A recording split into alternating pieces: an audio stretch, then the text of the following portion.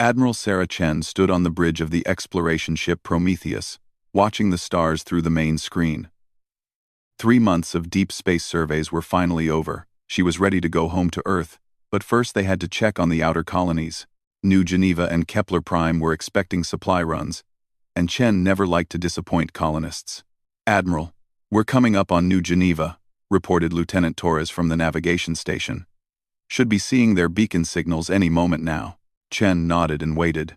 New Geneva was humanity's pride, a thriving world with over 20 million people. They had built beautiful cities and farms that fed half the outer colonies. Their communications array was so powerful it could reach Earth directly. Minutes passed. Then an hour. The communications officer kept trying different frequencies, but heard nothing but empty space. "Ma'am, I'm getting no response from New Geneva," the young officer said, worry creeping into his voice. "No beacon, no traffic control, no emergency signals, nothing at all." Chen felt a cold weight settle in her stomach. "Take us closer." Full sensor sweep. The Prometheus moved toward the New Geneva system. As they got closer, the sensors painted a picture that made no sense. The planet was still there. The atmosphere looked normal, but there were no energy readings from the surface, no lights, no heat signatures from the cities that should house millions of people. "This isn't possible," whispered Dr. Martinez, the science officer. "The orbital stations are still here, but they're dead. Everything is just silent." Chen gripped the arm of her chair. "Launch a probe. I want detailed scans of the surface." The probe's data came back an hour later. The images showed cities that looked like they had been hit by some kind of weapon. Buildings were melted into glass. Roads were cracked and broken, but there were no bodies, no signs of struggle. It was like 20 million people had simply vanished. "Set course for Kepler Prime, maximum speed," Chen ordered. Kepler Prime was worse. The agricultural world that fed 6 other colonies was completely silent. The probe found the same thing. Empty cities. Melted buildings. No people. 43 million colonists. Gone without a trace. Chen tried 3 more colonies on their route back to Earth. All the same. Dead worlds with no life signs. But no bodies either. It was like something had come through human space and erased every person outside the Sol system. "Admiral," Torres said quietly, "I'm detecting some automated deep space monitoring stations that are still working. They might have recorded what happened." Chen nodded grimly. "Download everything. And send a priority message to Earth Defense Command. Tell them we have a code black situation." The data from the monitoring stations told a story that chilled Chen to her bones. The recordings showed massive ships appearing from nowhere. Ships bigger than anything humanity had ever built. They moved through space like death itself, arriving at each human colony at exactly the same time. The ships were clearly alien in design. Long, elegant vessels that looked like they were grown rather than built. They carried weapons that could melt entire cities from orbit in minutes. But these weren't random attacks. The aliens had planned this. They had studied human settlements and hit every single colony outside the Sol system in one coordinated strike. Dr. Martinez worked for hours analyzing the energy signatures. When he finally looked up from his console, his face was pale. "Admiral, I've identified the weapon signatures. They match records from the Galactic Hegemony." Chen felt the bottom drop out of her world. The Hegemony was the most powerful civilization in the galaxy. They controlled thousands of worlds and dozens of different alien species. Humanity had tried to make contact with them for years, but the Hegemony had always ignored human attempts at communication. They treated humans like primitive animals, not worth their time.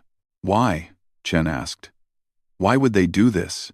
"I don't know," Martinez replied. "But the attack was too coordinated to be random. They wanted to wipe out every human settlement beyond Earth. This was planned extermination. The trip back to Earth took 2 weeks. 2 weeks of silence, except for the automated messages they sent ahead, warning Earth Defense Command of what they had found. 2 weeks of staring at the stars and wondering if humanity was about to face its end. When Earth finally appeared on their screens, Chen felt a mixture of relief and dread. Relief that their homeworld was still there, still alive with billions of people. Dread because she had to tell them that humanity was now alone in space. Every colony, every outpost, every settlement beyond the Sol system had been destroyed by aliens who saw humans as a threat that needed to be eliminated. Earth Defense Command was waiting for them. Admiral Richard Kane, the head of military operations, came aboard the Prometheus before they even docked. Chen had known Kane for 15 years, and she had never seen him look so grim. "Show me everything," Kane said without greeting. Chen played the recordings from the monitoring stations. She showed him the dead worlds, the energy signatures, the proof that the hegemony had decided humanity needed to die. Kane watched it all without saying a word. "How many?" Kane finally asked. 15 colonies, 63 million people," Chen replied. "All gone in less than 6 hours." Kane was quiet for a long moment. Then he stood up and looked at Chen with eyes that seemed to burn. "The hegemony thinks they can wipe us out like insects," he said slowly. "They think humans are weak because we're new to space. They think they can murder our children, and we'll just accept it." Kane walked to the window and looked out at Earth, beautiful and blue and full of life.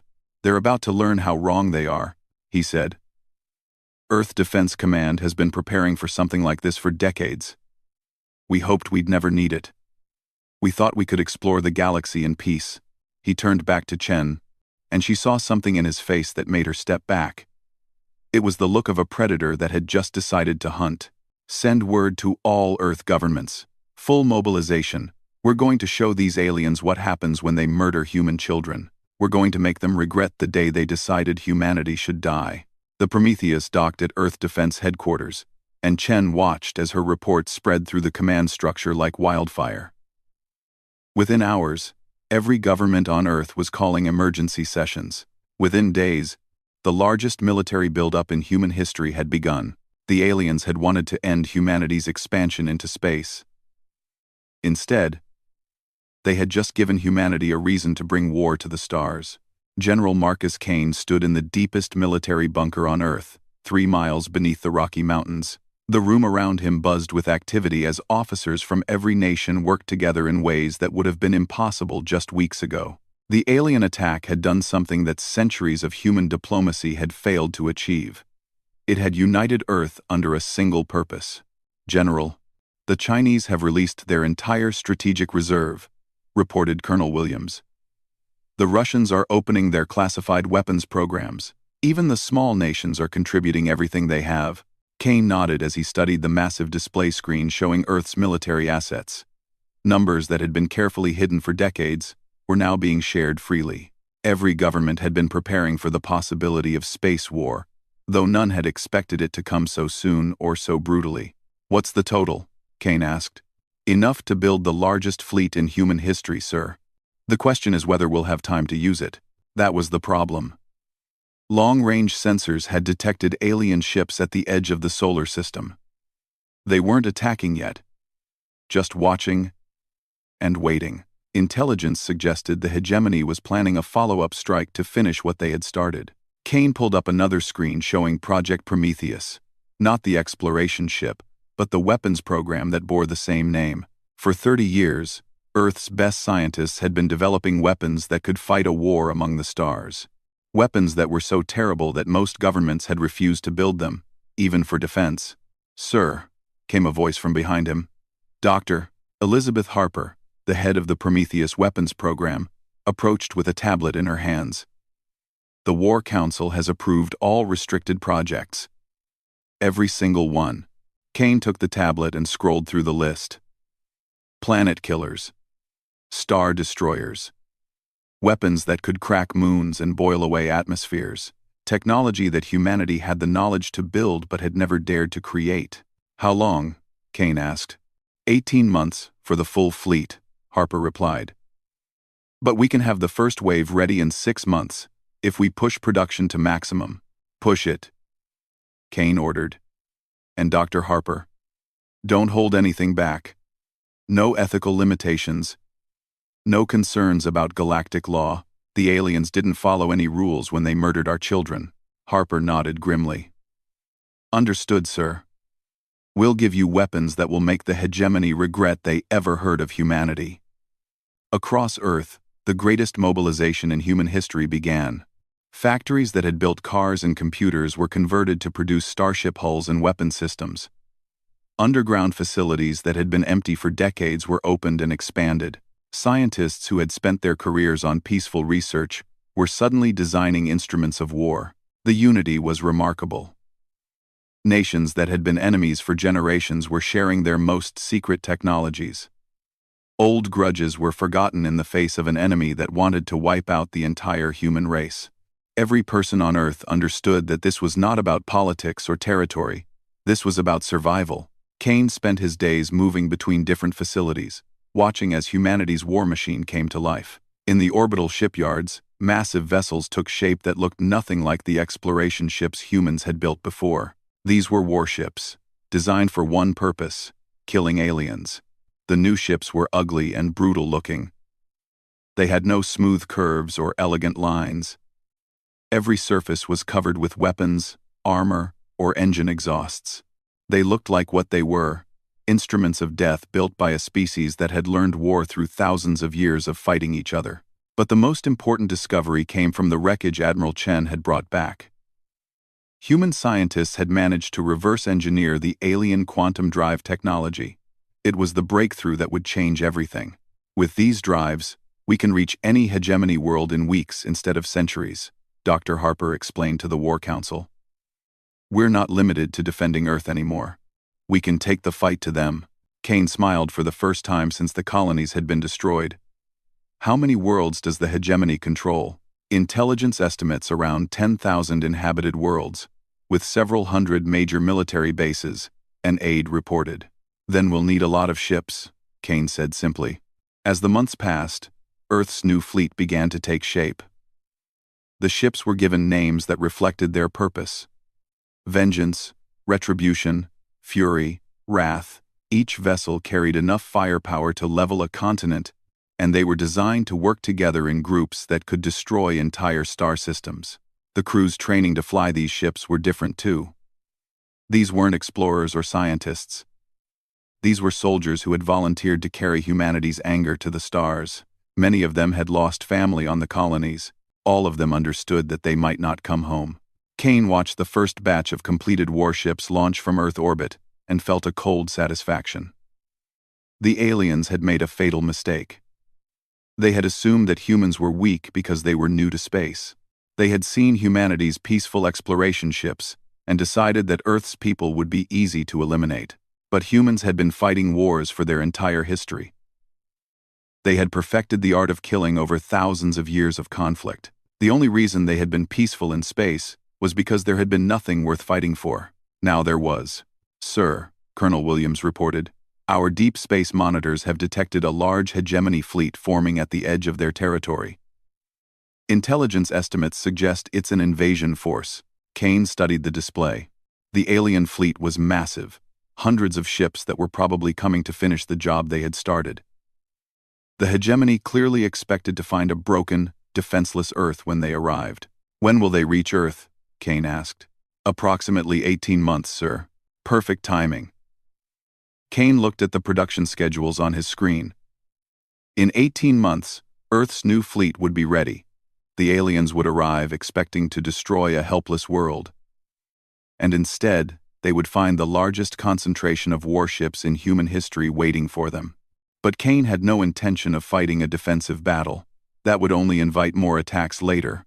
No, humanity needed to send a message that would echo across the galaxy. They needed to show every alien civilization that humans were not prey. Change our deployment schedule, Kane ordered. I want the fleet ready to move in 12 months. Sir? But the hegemony won't arrive for 18 months, Kane smiled. And it was not a pleasant expression. We're not going to wait for them to come to us. We're going to meet them halfway. And then we're going to follow them home and show them what happens when you try to exterminate the human race. The War Council approved Kane's plan unanimously. Earth's fleet would launch in 1 year, not to defend their home world, but to carry war to the aliens who had started this fight. Humanity would take their anger, their grief, and their fury to the stars. The aliens had wanted to prevent human expansion. Instead, they had guaranteed it. But this expansion would not be peaceful exploration and colonization. This would be conquest, driven by the simple desire to make sure that no alien species would ever again think of humans as easy targets. The beast was awakening, and it was hungry for revenge. Admiral Sarah Chen stood in the command center of the newly constructed war station, hidden behind Luna's far side. Around her, holographic displays showed the progress of humanity's greatest undertaking. The Dark Fleet, as the soldiers had started calling it, was nearly complete. Final ship just cleared inspection, reported Captain Torres, who had been promoted after their return from the dead colonies. All 700 vessels are combat-ready. Chen nodded as she watched the fleet formations on the main display. These were not the ships that humans had dreamed of building when they first reached for the stars. There was nothing beautiful about them. They were weapons of war, built with one purpose: to make the aliens pay for what they had done. Each ship in the Dark Fleet carried enough firepower to destroy a moon. The largest vessels, called Extinction-class dreadnoughts, mounted weapons that could crack planets. But more importantly, every ship was equipped with the new quantum tunnel drives that would let them appear anywhere in the galaxy without warning. "Status report on the trap?" Chen asked. "All pieces in place, Admiral," replied Commander Singh from the tactical station. "The Hegemony Advance Fleet is 3 days out from Earth. They think they're coming to finish off a defenseless world." Chen smiled grimly. Intelligence had been tracking the alien fleet for months. 50 Hegemony warships, moving slowly toward Earth, with the confidence of predators approaching helpless prey. They had no idea that humanity had been preparing a welcome for them. "Deploy the passive sensor grid," Chen ordered. "I want to know the moment they enter the outer system." The next 3 days passed with agonizing slowness. Earth's population had been evacuated to underground shelters, not because Chen expected the planet to be attacked, but because what was about to happen in Earth's space would be unlike anything humanity had ever seen. General Kane joined Chen on the command station as the alien fleet appeared on long-range sensors. The Hegemony ships were impressive, sleek, elegant vessels that moved through space like swimming predators. They were beautiful in the way that all deadly things could be beautiful. 50 ships, Kane observed. "They're not taking any chances." "They won't be enough," Chen replied with cold certainty. The Hegemony fleet approached Earth with textbook precision. They moved in formation, scanning for defenses and finding nothing. Earth appeared to be completely helpless. With only a few orbital stations and some scattered civilian ships, the aliens probably thought this would be the easiest victory in their long history. They were about to learn how wrong they were. "Admiral, the Hegemony fleet has reached the engagement zone," Torres reported. "All Dark Fleet units report ready for combat." Chen looked at the tactical display. The alien ships were spread out across a wide front, probably expecting to surround Earth and bombard it from multiple directions. Instead, they had walked into the most carefully planned ambush in human history. "Execute Operation Hammer," Chen ordered. Space around Earth suddenly filled with ships. The Dark Fleet emerged from behind asteroids, moons, and orbital platforms where they had been hiding with all systems shut down. 700 human warships appeared as if from nowhere, surrounding the Hegemony force completely. The aliens reacted with impressive speed, immediately forming defensive positions and charging their weapons. But they were outnumbered 14-1, and human weapons technology had advanced far beyond what any alien species expected from a young race. "All ships, open fire," Chen commanded. The Battle of Luna lasted exactly 17 minutes. Human weapons lit up space with beams of energy that could melt asteroids. Kinetic projectiles moving at significant fractions of light speed tore through alien hulls like they were made of paper. But the most devastating weapons were the new stellar compression bombs that turned enemy ships into miniature stars before collapsing them into nothing. The Hegemony fleet tried to fight back. Their weapons were powerful and their shields were strong. But they had been designed to fight other aliens who followed galactic conventions about warfare. Humans had no such limitations. "Target their command ship," Chen ordered, as she watched the alien flagship trying to organize a defense. "I want prisoners." The human ships focused their fire with surgical precision. Instead of destroying the hegemony command vessel, they systematically disabled it. Weapons, engines, life support, communication, everything except the emergency life pods was destroyed in a calculated display of overwhelming force. When the last alien ship was either destroyed or disabled, Chen looked at the tactical display with satisfaction. The trap had worked perfectly. Not a single human ship had been lost, while the entire hegemony advance fleet was now space debris or prisoners. "Send boarding parties to the disabled ships," Chen ordered. "I want their star charts, fleet positions, and intelligence data. Everything." The information they recovered from the alien ships was beyond their wildest hopes. The hegemony had been careless, never imagining that a primitive species like humanity could pose a threat. Their computers contained detailed maps of hegemony space, fleet deployments, and most importantly, the locations of their major worlds. Dr. Harper arrived on the command station with a tablet full of data analysis. "Admiral, you need to see this. The hegemony's military structure, their command hierarchy, even the location of their capital world, it's all here." Chen studied the information with growing excitement. The alien empire that had seemed impossibly vast and powerful suddenly looked much more manageable. They had thousands of worlds, but their military was spread thin. Most of their fleet was designed for keeping their subject species in line, not fighting a real war. "How long would it take us to reach their core systems?" Chen asked. "With our quantum drives? 6 weeks to reach their nearest major base, 3 months to reach their capital," Harper replied. Kane was studying the alien fleet dispositions on another screen. "Look at this, Sarah. They've got most of their heavy ships positioned to guard against threats from other major powers. They never expected an attack from this direction." Chen realized what Kane was saying.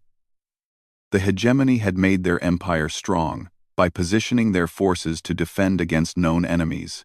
But Earth was in an empty region of space that they had considered safe. Their entire strategic position was based on the assumption that no threat could come from human space. "We can hit them before they even know we're coming," Chen said slowly. "Better than that," Kane replied. "We can hit multiple targets simultaneously. Their communications are slow between systems. We could destroy dozens of their worlds before they even realize they're at war." Chen looked at the tactical display showing the wreckage of the hegemony fleet.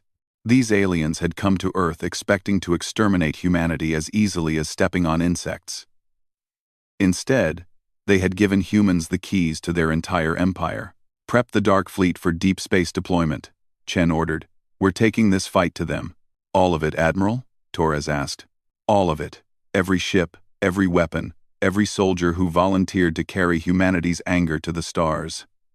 Chen turned to address the entire command center. "The hegemony destroyed our colonies because they thought we were weak. They killed 63 million humans because they didn't want us spreading through their galaxy." She paused, looking at the faces of the officers around her. These were people who had lost family and friends in the alien attack. They understood what needed to be done. "We're going to show them their mistake," Chen continued. "We're going to visit every world that contributed to the decision to exterminate humanity. We're going to make sure they understand the price of murdering human children." Open. The Dark Fleet began its preparations for the longest journey in human history. They would carry war to alien worlds that had never seen human ships. They would bring fire to civilizations that thought themselves safe behind their walls of space and time. The hegemony had started this war with an act of genocide. Humanity would finish it with a demonstration of what happened when you tried to exterminate a species that had spent 10,000 years perfecting the art of war. The beast was fully awake now, and it was ready to hunt. The hegemony world of Carthan Prime had been peaceful for over 3,000 years. Its 6 billion inhabitants went about their daily lives without fear of war or invasion. The planet was protected by the might of the galactic hegemony, and no force in the galaxy was strong enough to threaten them. That changed in 17 minutes. Admiral Chen stood on the bridge of the dreadnought, Retribution, as her fleet emerged from quantum tunnels at the edge of the Carthan system. Around her, 700 human warships materialized from nothing, their weapons already charging for the attack that would announce humanity's arrival in alien space. "Admiral," "We're detecting orbital defense platforms and a patrol fleet," reported Captain Torres. 32 military vessels, plus civilian traffic. Chen studied the tactical display with cold calculation. Carthan Prime was a major hegemony military center, home to the species that had designed the weapons used against human colonies. Intelligence gathered from the captured alien ships had identified this world as one of the primary contributors to humanity's planned extinction. "Send the standard message," Chen ordered. Torres nodded and transmitted the communication that had become humanity's calling card across hegemony space. "This is Admiral Sarah Chen of the Human Earth Defense Force. You are citizens of a government that chose to exterminate human children. Your military forces have 30 seconds to surrender unconditionally, or this world will be sterilized. This is your only warning." The response was predictable. The alien defenders immediately opened fire, their energy weapons reaching out across space to strike at the human fleet. Their shots splashed harmlessly against armor designed to withstand stellar radiation. The aliens had built their weapons to fight other civilized species that followed galactic conventions about warfare. Humans followed no such conventions. "Return fire," Chen commanded. Total sterilization protocol. The Dark Fleet's weapons spoke with voices of thunder. Stellar compression bombs turned the orbital defense platforms into brief stars before collapsing them into nothing. Planet Cracker missiles found their way through defensive fire and burrowed deep into Carthan Prime's crust. Within minutes, the world that had been home to billions was breaking apart, its molten core exposed to space. But Chen's fleet didn't stop there. As Carthan Prime died, human ships spread throughout the system, hunting down every hegemony vessel and installation. Asteroid mining bases, space stations, cargo ships, everything that bore the mark of the empire that had murdered human colonists was destroyed without mercy. "System clear, Admiral," Torres reported. "No survivors." Chen nodded and checked the tactical display showing their next targets. 17 more hegemony worlds were marked for destruction, and the Dark Fleet was just getting started. "Set course for Vex High," Chen ordered. "Maximum speed." Across the galaxy, other human fleets were carrying out similar missions. General Kane had divided humanity's forces into hunting groups that struck simultaneously at targets across thousands of light-years. The hegemony's communication networks, designed for administering a peaceful empire, couldn't keep up with the speed of human attacks. By the time news of Carthan Prime's destruction reached Hegemony High Command, 6 more worlds had been sterilized. By the time they organized a response, the number had grown to 20. The humans moved too fast and struck too hard for any effective defense. But it wasn't just the speed of human attacks that terrified the galaxy. It was their methodology. When human fleets arrived at a hegemony world, they didn't demand tribute or conquest. They simply destroyed everything and moved on. This wasn't a war of expansion or resources. It was pure extermination. Admiral Zex Tai of the Hegemony Third Fleet learned this firsthand when she encountered a human force at the mining world of Cordan. Her 40-ship battle group had responded to distress calls, arriving to find human vessels systematically destroying the planet's infrastructure. "Unknown vessels, this is Admiral Zex Tai of the Hegemony Fleet," she transmitted. "You are attacking civilians. Withdraw immediately or face the consequences." The human response came from Admiral Rodriguez, aboard the dreadnought Vengeance. "Admiral Zex Tai, your government chose to murder 63 million human civilians without warning or provocation. We are simply returning the favor. If you wish to discuss terms, surrender your fleet immediately." Zex Tai had been a military officer for 60 years. She had fought pirates, rebels, and rival species. But nothing had prepared her for what happened next. The human fleet didn't posture or negotiate. They simply opened fire with weapons that turned her ships into plasma clouds. In 8 minutes, the entire Third Fleet was destroyed. Zex Tai survived only because her flagship's escape pod was deliberately spared. The humans wanted someone to carry the message back to Hegemony High Command. News of humanity's war spread terror throughout the galaxy. Other alien civilizations that had been subjects or allies of the hegemony watched in shock as the greatest military power in known space was systematically dismantled by a species they had never heard of. The Caliph Republic, a longtime rival of the hegemony, sent diplomatic envoys to make contact with the human fleet. Ambassador Tornell found Admiral Chen's forces at the ruins of the hegemony fortress world of Gal Hadron, which had been home to the Empire's Third Army. Admiral Chen, Tornell transmitted, the Calath Republic wishes to establish diplomatic relations with humanity. We had no part in the attacks on your colonies. Chen's response was broadcast on all frequencies so that every ship in the system could hear it. Ambassador, the Calath Republic is not our enemy unless you choose to become one. We have no interest in your territory or your people. But understand this, any government that makes war on human children will face the same fate as the hegemony. Tell your people to remember what they see here. What Tornell saw was the complete destruction of a world that had been home to 200 billion beings. The planet's surface was molten glass, and its orbital industries had been reduced to expanding clouds of metal vapor. It was the most thorough demolition any species had ever witnessed. But the most chilling moment came when Tornell asked about hegemony civilians who had played no part in the decision to attack human colonies. Admiral, Tornell said carefully, surely innocent citizens do not deserve to die for their government's crimes. Chen's response was delivered with the cold precision of a judge pronouncing sentence. Ambassador, 63 million innocent humans died for the crime of existing in space that the hegemony claimed. Our children were innocent too. The hegemony chose to make this a war of extermination. We will finish what they started. As word of humanity's campaign spread, panic began to grip the hegemony's remaining worlds. Entire star systems evacuated as human fleets approached. Some planets attempted to surrender, broadcasting messages declaring their independence from the hegemony and begging for mercy. The humans accepted no surrenders. Every world that had been part of the government that ordered humanity's extinction was marked for destruction. There were no exceptions, no negotiations, no mercy. The species that had once considered humans too primitive to notice was learning that they had awakened something terrible. Ancient civilizations that had watched the rise and fall of 100 empires sent urgent messages to their neighbors. The Eternal Archive, keepers of galactic history, updated their records with a new entry. The Human War.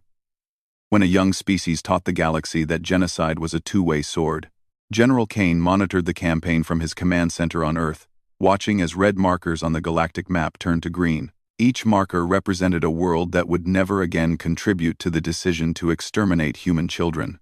The toll was staggering. Billions of alien lives ended in humanity's quest for absolute security. But Kane felt no regret. The aliens had started this war with the systematic murder of every human beyond Earth. They had chosen extermination as their solution to humanity's expansion. Now they would learn that humans were very good at extermination too. Sir, reported Colonel Williams, we're receiving surrender offers from minor hegemony worlds. They're offering to become human protectorates. Kane didn't even look up from his displays. No surrenders, no protectorates. The hegemony dies completely, or it will rebuild and try again in a few generations. This ends only when every world that supported human genocide is silent forever. The Great Reaping continued across the galaxy, carried out with the methodical precision that humans had learned through millennia of warfare. Species that had never heard of Earth learned to fear the arrival of human ships. The galaxy's balance of power shifted as the hegemony's vast empire crumbled under humanity's relentless assault.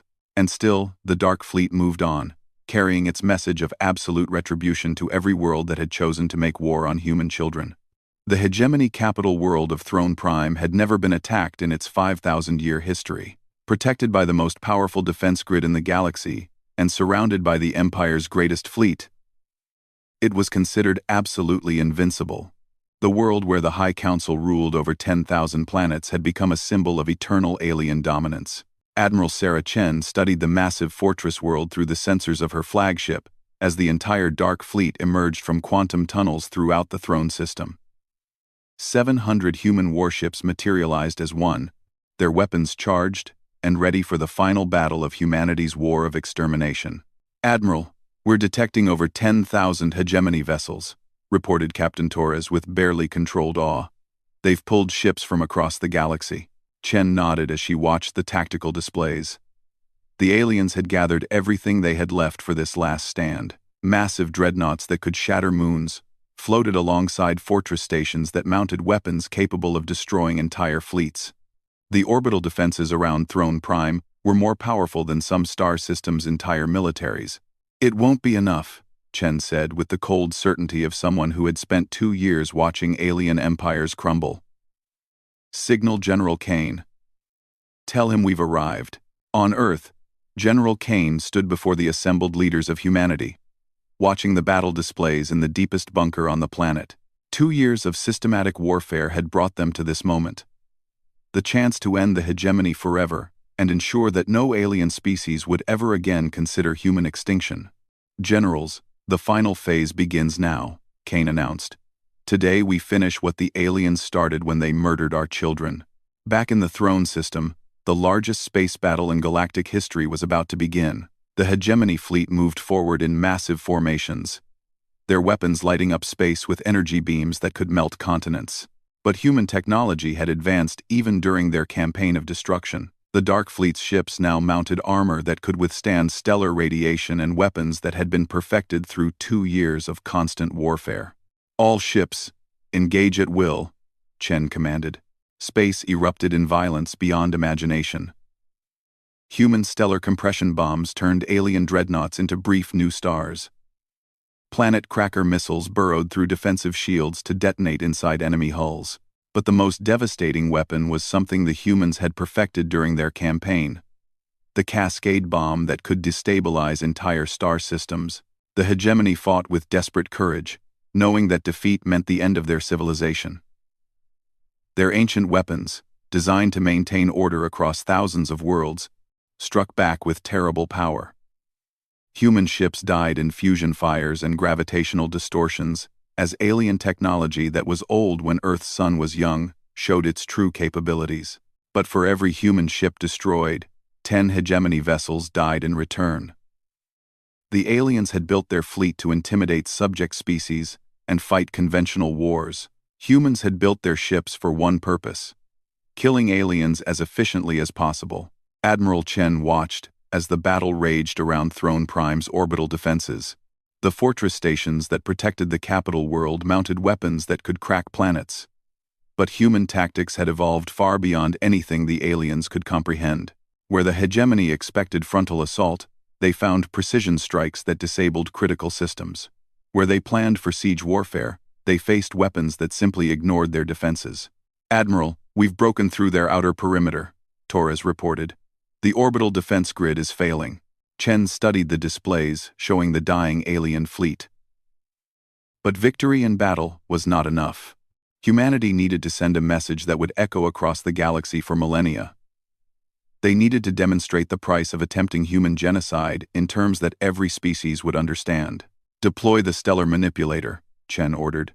The weapon that emerged from the Dark Fleet's largest vessel was humanity's ultimate creation, a device that could force a star toward supernova. It was technology that violated every galactic treaty and ethical code. But humans no longer cared about alien morality. The species that had tried to exterminate them would learn what true extinction looked like. As the stellar manipulator began its work on Throne Prime's sun, panic spread through the remaining hegemony forces. Emergency communications flooded all channels as alien crews realized what the humans intended. They were going to destroy not just the capital world, but the entire star system that had been the heart of their empire. "Human fleet, this is High Counselor Vex Thule of the Galactic Hegemony," came a transmission from the planet's surface. "We surrender unconditionally. Please. There are 12 billion civilians on this world." Chen's response was broadcast on all frequencies so that every surviving alien in the system could hear it. "High Counselor, when your government decided to exterminate humanity, did you consider the 63 million civilians in our colonies? Did you worry about the children who died in your attack?" There was silence from the planet's surface. "Your empire chose genocide as the solution to human expansion," Chen continued. "You murdered every person we had placed among the stars because you decided we were a threat that needed to be eliminated completely.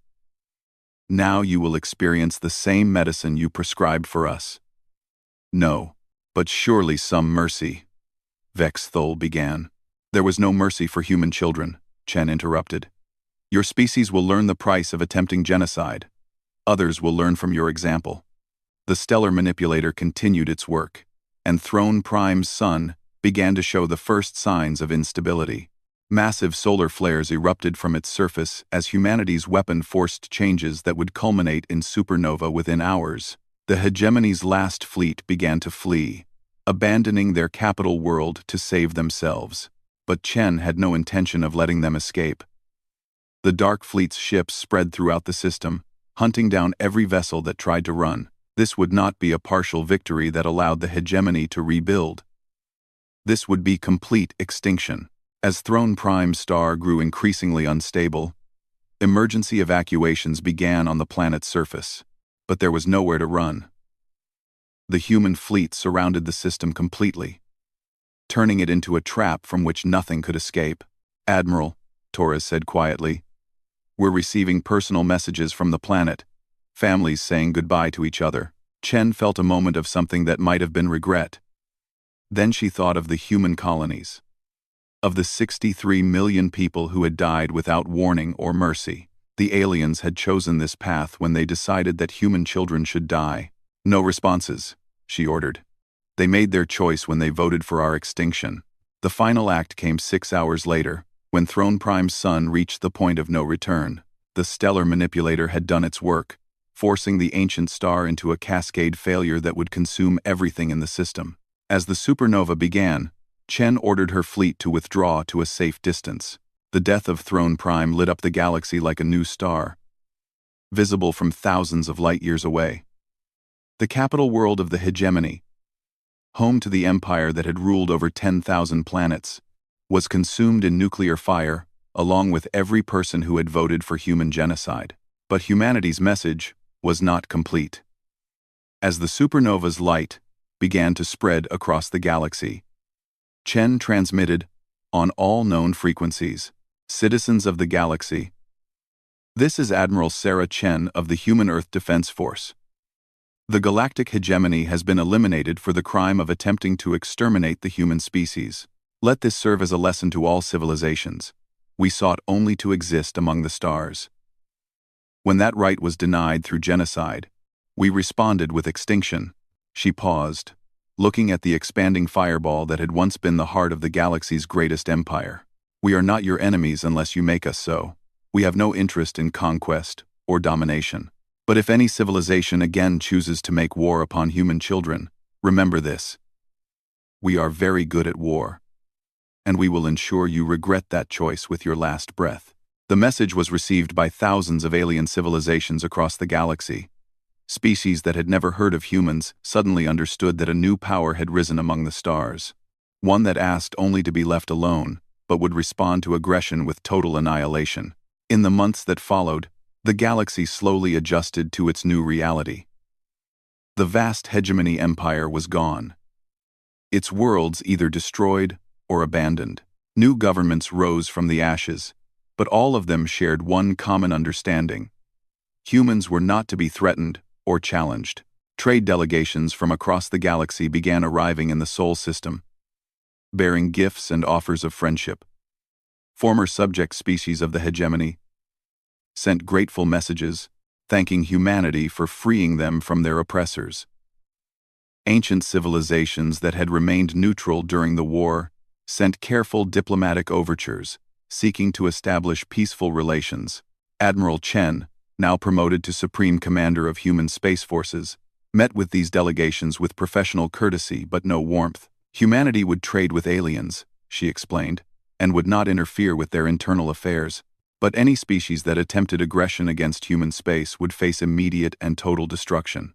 General Kane, now appointed as Earth's first Minister of Galactic Affairs, put the new policy in simple terms. We wanted to explore the galaxy in peace. When the aliens denied us that opportunity through genocide, we taught them the price of their mistake. The lesson is now complete.